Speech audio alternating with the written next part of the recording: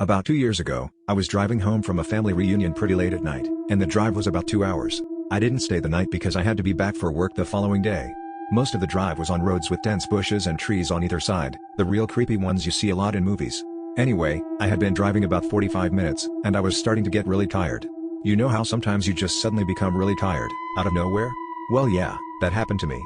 I knew I wasn't going to last, but I didn't come across any place that I felt I could park and safely sleep. Anyway, after it became clear to me that I wasn't going to find a place to pull up, and my tiredness wasn't going away, I did something very questionable. I pulled over to the side of the road onto the grass, behind some bushes, to try and hide my car from anybody else who was going to come past. The roads weren't empty. I came across another car every few minutes or so.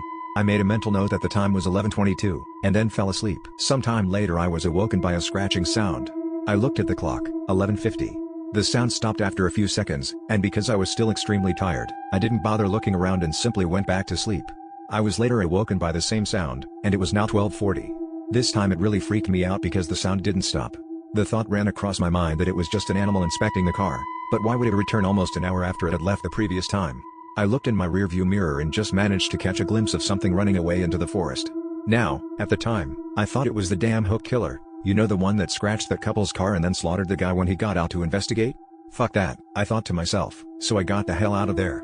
There was a bend no more than 100 yards up the road, and as I came around it, there was a fucking car, parked off to the side of the road with the driver's side door opened. I slowed down just to look to see if anyone was in there.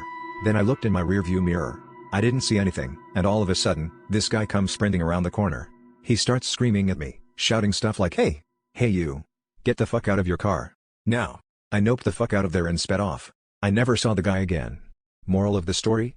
Don't fucking sleep on the side of a deserted road.